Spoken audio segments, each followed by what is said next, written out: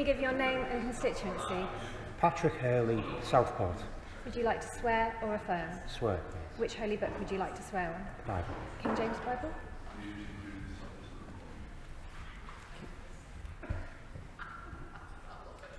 I swear by Almighty God that I will be faithful and bear true allegiance to His Majesty King Charles, his heirs and successors, according to law, so help me God.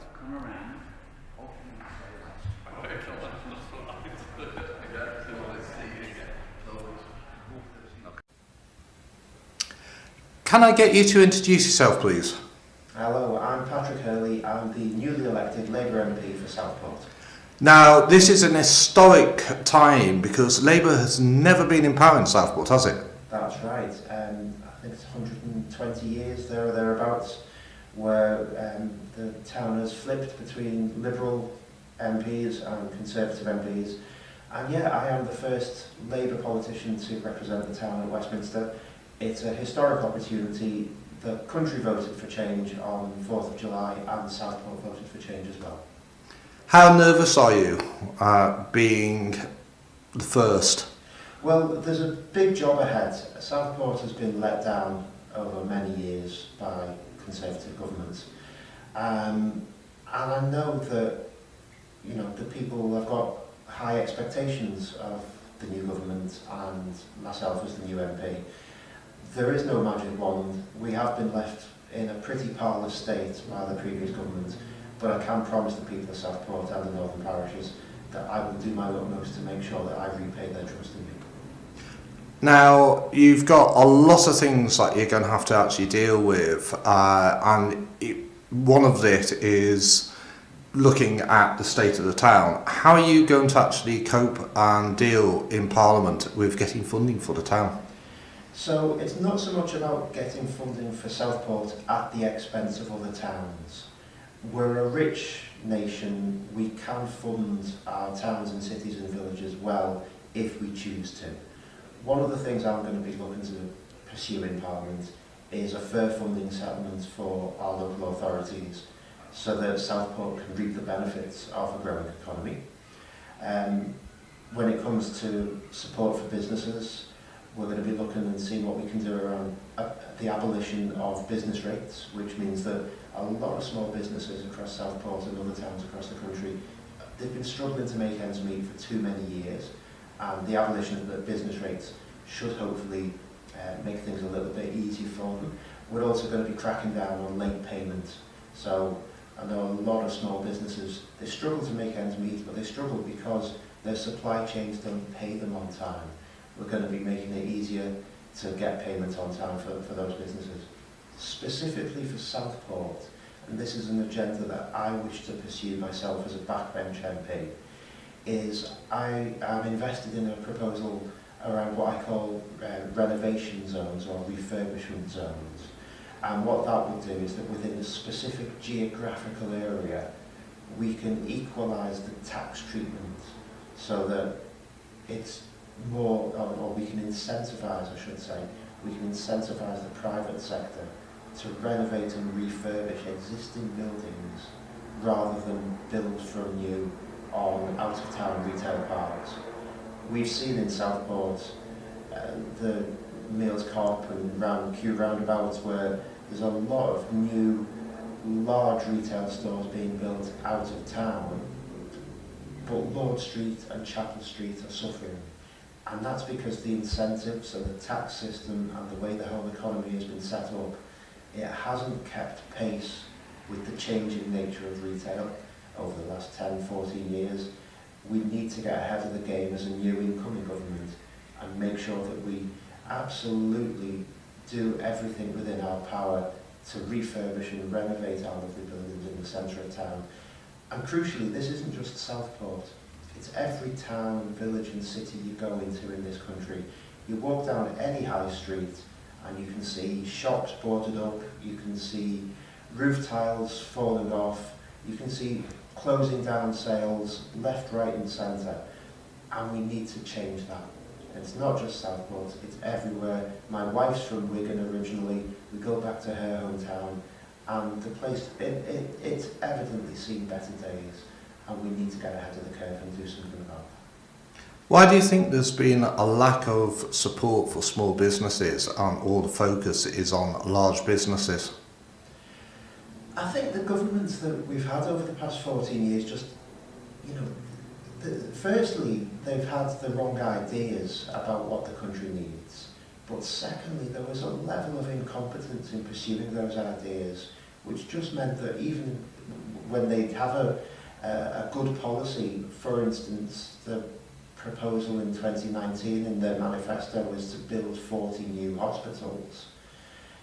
They were so incompetent at actually running government day to day that they didn't build any of them. They were saying 20,000 new police, and they didn't recruit them. These are things which, are the bread and butter of running a country. And they thought that if you issue a press release or make a speech, that's as good as actually doing the thing itself. We're not going to be that sort of government. I'm not going to be that sort of MP. We're going to be making sure that the offer that what we're offering to people is reasonable, realistic, and deliverable, and that goes for individuals and private citizens just as much as it goes for small businesses. What are you doing about things like housing in itself? I know you mentioned changing properties and things, but the Labour government has said they're going to build on green belt land as well. In this area, say for example, which is just outside your area now, in Ainsdale, they were looking at building right by Woodvale and jeopardising Woodvale's future by doing so. Do you think there needs to be some type of regulatory moves to stop building in inappropriate areas, and if so, how? Yeah, so building in inappropriate areas is obviously not something that any reasonable or responsible politician would support.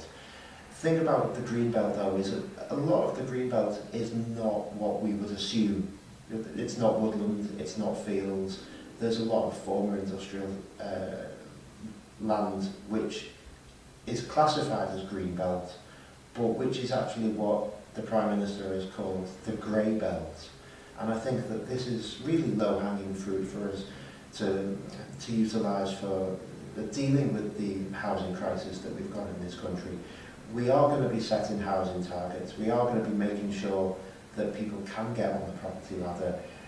In Southport, there are a lot of people that need somewhere to live, and a lot of places which are not suitable for them to live in right now. We need to change that. We don't just need to change it for Southport, we need to change it for the whole UK. In Southport, we've got a lot of homeless and a lot of people around, and it's really, really shocking to see. Yet there doesn't seem to be the support processes anymore in play for them, from homeless shelters through to even the basic support like drug rehabilitation and stuff. How is Labour and how are you going to deal with it in Southport? Okay, so on a personal level, for 3 years I was the chair of a homelessness prevention charity, and you could see up close the issues, and really working as the chair of a charity, it was obvious that it needed government action to step in to deal with the scourge of homelessness. During COVID back in 2020, we had the Everyone In programme, which within a matter of weeks almost eliminated street sleeping and rough sleeping and the worst elements of homelessness at a stroke. So this shows that it's kind of a political priority, and it's a choice of governments, and it will be our choice to deal with this issue once and for all. How we're going to be doing that, I'll come back to the issues around local authorities. Local authorities have been cut to the bone over the past 14 years. Sefton Council on its own, its budget in 2024 is around £250 million less a year than it was in 2010. So you can imagine the scale of the cutbacks of services that have been implemented over those 14 years. I'm going to be lobbying and campaigning for a fair funding settlement for local authorities so they can be properly funded again and deal with issues like drug abuse and homelessness just like they used to be able to prior to the Conservative government being elected in 2010 in the first place. Southport has a very small young population now because a lot of them are being driven out mainly because of house prices, but also because lack of jobs. A lot of the small businesses in the area employ, but it's seasonal staff. How is Labour going to help the young people by getting them into decent jobs, but also supplying the chain for the shops and the ability to actually stay open because they can't get the staff? Yeah, so there's a whole range of things that we're going to be doing. I think the first thing is we need to provide stability in the economy. Too often over the last few years, businesses haven't known if they're coming or going. We've had COVID bounce back loans that have to be repaid. We've had changes in national insurance and the taxation system, which businesses have had to react to without being given advance notice. The foundation stone of what we're going to be doing over the next few years is focusing laser-like on economic growth. And this isn't just going to be economic growth in one sector or one part of the country, with the rest of the country picking up the scraps from the table like it's been over the last few years. This is going to be widespread. This is going to be making sure that we invest in the fundamentals of the economy so that people feel the benefit in their own pocket. What we're going to be doing, working with local authority providers, with further education colleges, we're going to be setting up the Technical Excellence College scheme to make sure that the jobs that need doing in this country, that people are trained up to do those jobs. Because I'm sure the people at home watching this will recognise instantly there are so many things that need to be done in this country, and there are so many people that need jobs, but there's just a skills mismatch. We're going to address that skills mismatch. We're going to make sure that people feel the benefit of a growing economy in their pockets and in their bank balances. You mentioned education. There is a huge disproportionate view of what is a decent job and what isn't a decent job. And these very so-called high-tech ones often bring huge rewards and things, but they're very small amounts of jobs available for that side. And the proportion of jobs are needed are in nursing homes, working, serving tables and things.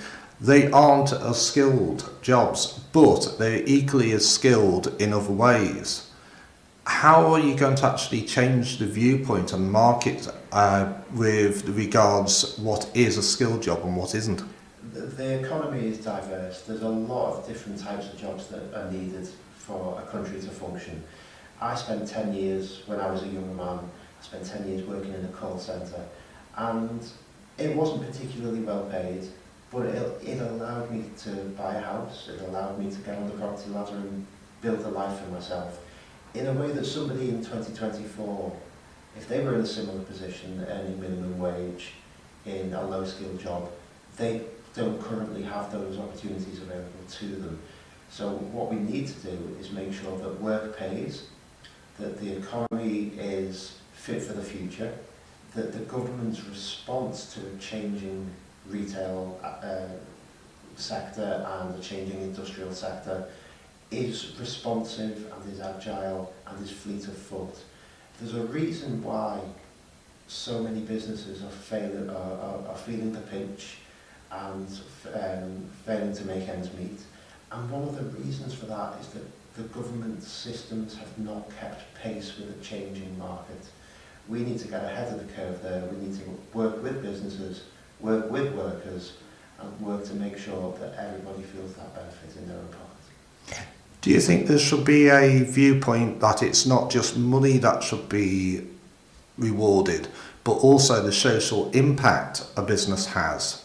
Say, for example, we've lost the Champion newspaper, which is a huge blow because they struggle to keep up with wages. We're struggling to keep up with wages, yet we don't seem to actually get viewed as a viable business a lot of times because we don't make mega bucks. Equally with the care sector, a lot of the care homes and care groups might not make huge amounts of money, but they're vital to the community and the feeling of people and basically the overall mood towards the community. Equally, the corner shop as well. How do you deal with that side of it? Yeah, so the backbone of economic growth in this country is the small business. By far more people are employed in small businesses than in large organisations. And we need to make sure that we're on the side of the small business owner. When it comes to wages, what we need to do is we need to make sure that wages are A, affordable, B, fair. And I think that one of the ways we can do that is by cracking down on late payments for supply chains, by making sure that your overheads as a small business owner are manageable, by making sure that the levers of growth are well and truly pulled, and make sure that they're not just focused on one sector, say financial services in one part of the country, but we've actually got a properly planned strategy around manufacturing and retail and financial services and training and every other sector in this country, because the last thing I want to see is more small businesses going under when really we can't afford any of them to fail, because like you say, not just the financial bottom line but the social impact, and the social impact of what they call the triple bottom line is in many ways just as important. You can rip the heart out of a town when it loses its local newspaper, and for too many places that sort of thing has already happened, and we need to change that. Thank you and good luck. Is there anywhere where people can get in contact with you now? Yeah, so I'm currently in the process of setting up an office and having an email address. In the meantime, I have a phone number people can get me on, which is 077 61 805 456. An email address which I've used as a candidate is patrickforsouthport@gmail.com. That will be still in use over the coming months whilst I transition to a more permanent parliamentary address. But other than that, watch this space. Thank you, and as I said, good luck and enjoy your first days in Parliament.